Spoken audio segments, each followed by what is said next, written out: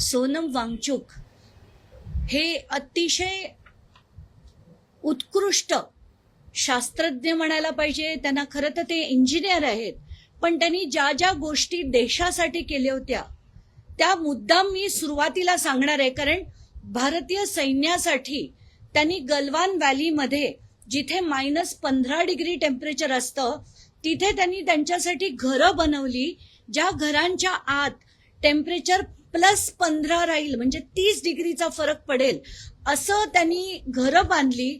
त्यांच्यासाठी ऑक्सिजन वाढवायला त्यांनी उपक्रम राबवले, आर्टिफिशियल ग्लेशियर्स तयार केले. अशा या व्यक्तीला त्रास देऊन, म्हणजे खरं तर त्यांच्यावर उपोषणाची पाळी यायलाच नको होती.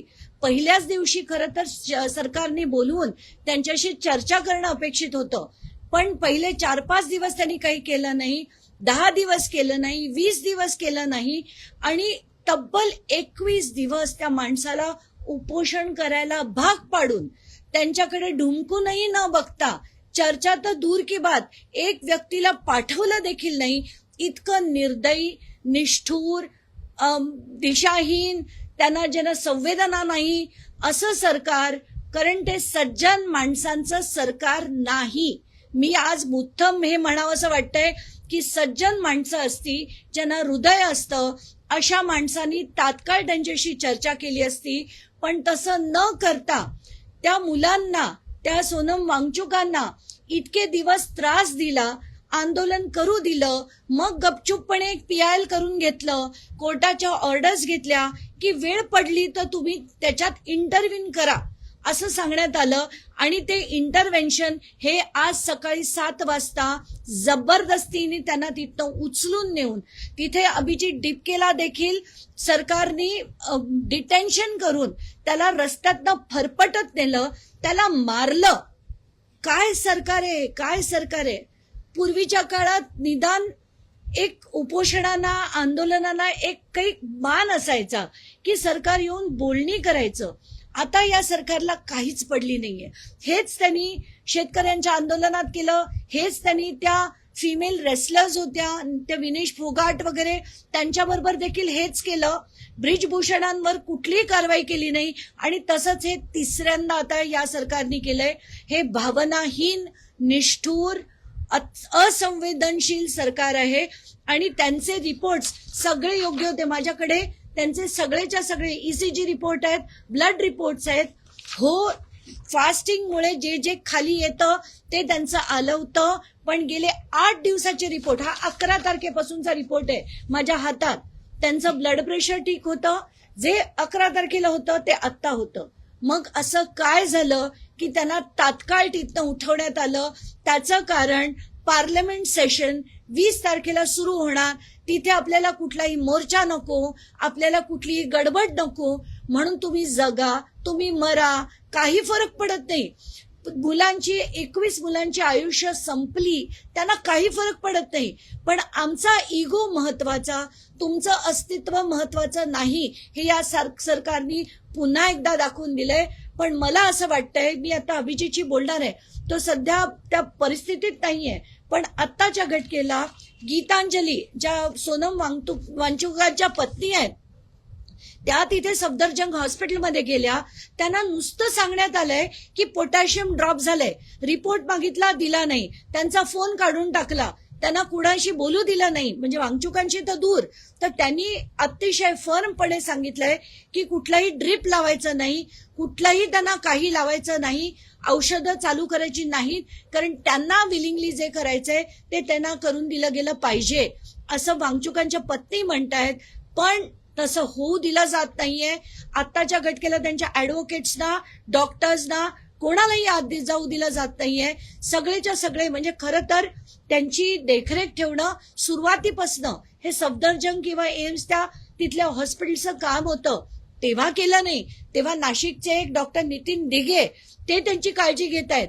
पण आज मात्र त्यांना कोणालाही भेटू दिलं जात नाहीये. सफदरजंगमध्ये त्यांना कम्प्लिटली कट ऑफ करून टाकलंय. तर मी म्हणेन की 20 तारखेला मोर्चा हा झालाच पाहिजे, अभिजितने तो केलाच पाहिजे, सगळ्या लोकांनी त्यांना पाठिंबा दिला पाहिजे. म्हणजे ठाकरे बंधूंसारखा पाठिंबा नाही, कारण ठाकरे बंधू घर बसल्या पाठिंबे देत राहतात. त्यांना कुठे जायला, म्हणजे जर माझ्यासारखी व्यक्ती 2 वेळा तिकीट काढून दिल्लीला जाऊ शकते, तर ठाकरे बंधू घर बसल्या जर पाठिंबे देत असतील आणि नुसतंच माध्यमांशी बोलत असतील तर हा राजकीय मुद्दा नाही.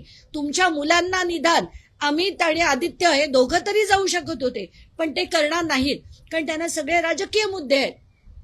आणि पूर्वीसारखं आता आंदोलनाला आणि उपोषणाला जो हवा तो मान मिळत नाहीये. म्हणून मला असं वाटतं आताच्या घटकेला धर्मेंद्र प्रधान यांचा राजीनामा झाला पाहिजे. तर का झाला पाहिजे? कारण या देशात संपलेली अकाउंटेबिलिटी पुन्हा आणली पाहिजे. जर पेपर लीक वर्षानुवर्ष होत आहेत, सगळ्या परीक्षांचे होत आहेत, तर त्या मंत्र्यांनी राजीनामा देणं, त्याला राजीनामा द्यायला भाग पाडलं पाहिजे. पण तसं आता होताना दिसत नाहीये. त्याच्यावर सगळ्या लोकांनी, त्या नीटची 22 लाख जी मुलं होती त्या मुलांनी आंदोलनं केली पाहिजेत, त्यांच्या आईवडिलांनी केली पाहिजेत, कारण ही परिस्थिती त्यांच्या घरात आहे, उद्या तुमच्या घरात होईल. पण ही होऊ नये यासाठी सगळ्यांनी एकत्र येऊन लढणं गरजेचं आहे. मला आत्ताच्या घटकेला एवढंच सांगायचंय, कोणाचे काही प्रश्न असतील तर प्लीज विचारा. अभिजित दिखेलचे आई वडील आता आंदोलनाच्या तयारीत आहेत. ते म्हणतात की ज्याला कुटुंब मूल नाही असा व्यक्ती निवडून दिला. नाही, मी पर्सनल टिप्पणी नक्कीच करणार नाही, पण मला असं वाटतं हा त्यांच्या मनातला राग आहे आणि त्यांना कुठेतरी वाटत असेल की त्यांचा मुलगा जो पहिला आंदोलन त्यांनी 6 जूनला केलं, आज आता 18 जुलै आहे, तोपर्यंत जर कोणा सरकारला नुसतं भेटावंसं पण वाटत नसेल तर हे लोकशाहीतलं सज्जन लोकांचं सरकार नाही, नक्कीच नाही. असं पेटायला नको, कारण सगळी आंदोलनं जी आहेत ती आपण शांततापूर्ण करणं गरजेचं आहे. ती माणसं तशी आहेत म्हणून आपण तसं वागू नये. मला असं वाटतं की आंदोलन हे नेहमी शांततापूर्णच झालं पाहिजे आणि तसंच ते करतील. कारण हे आंदोलन सुरू होण्याच्या आधी 3 दिवस मी स्वतः आशुतोष, सौरभ आणि यांच्याबरोबर कॉल घेतला आणि त्यांना सांगितलं होतं की आपलं संविधान महत्वाचं, आपल्या आता झेंडा हवा आणि आपलं अतिशय शांततापूर्ण आंदोलन झालं पाहिजे, जे त्यांनी तसंच केलं. आता सुद्धा पोलिसांचा एवढा मोठा ताफा त्याला फरफटत नेलं, राग होता त्याच्या मनात, तरी पण तो अतिशय संयमाने बोलला. त्याबद्दल खरंच त्याचं अभिनंदन. खरं तर जेव्हापासून हे आंदोलन सुरू झालं त्यानंतर आता विरोधकांचा वाढता पाठिंबा त्यांच्या आंदोलनाला दिसत होता. त्यांनी वक्तव्य देखील केलं होतं की 20 तारखेपर्यंत मी माझी तब्येत सुधारेल, कारण का 20 तारखेपासून अधिवेशन सुरू होते. त्या आधीच सरकारने घाबरून त्याला उचललं का? नाही, त्या सरकारला ना हृदयच नाही. त्यांच्यापैकी जेवढे त्यांचे मिनिस्टर्स आहेत ना, ते कोणाच्या ताकदच नाही की ते 1 दिवसाचं सुद्धा आंदोलन किंवा उपोषण करू शकतील. 1 दिवस पण नाही बसू शकणार.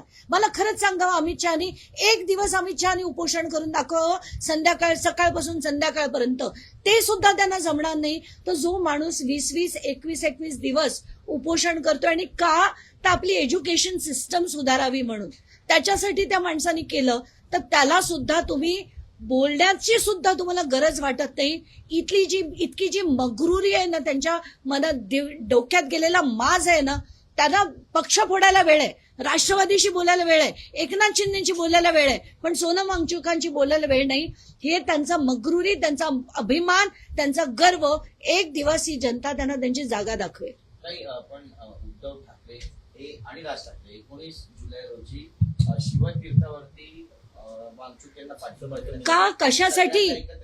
नाही, सगळ्यांनी एकत्र या. तर तुम्ही तिकडे जाणं एकत्रपणे, इथे राहून तुम्हाला का सगळी आंदोलनं करायची आहेत? तुम्हाला इंडिया आघाडीच्या बैठकीला दिल्लीला जाता येतं, मग आंदोलन स्थळी जायला काय प्रॉब्लेम आहे? सोनम वांगचुक यांचे वडील सुद्धा जेव्हा आंदोलनावर आधी बसले होते, असंच उपोषण लडाखसाठी त्यांच्या वडिलांनी केलं होतं. इंदिरा गांधी स्वतः फ्लाईटनी जाऊन त्यांनी उपोषण सोडवलं होतं. आणि हे आपले सो कॉल्ड पाठिंबा देणारे अगदी बांद्र्याच्या ईस्टमध्ये कलानगरला बसून पाठिंबा देत असतील. तसं होत नाही. तुमचं राजकारण फक्त घरात बसून चालणार नाही. पाठिंबा द्यायचा असेल, लढायचं असेल तर तुम्ही दिल्लीत जाणं अपेक्षित होतं. इतर सगळे नेते दिल्लीत जाऊन त्यांना भेटले, तर तुम्ही काय म्हणजे कशाची वाट बघताय? का तुम्हाला फक्त हा राजकीय मुद्दा असेल? मला याच्यात काहीच अर्थ वाटत नाही. एनिवेज, म्हणणं असं आहे की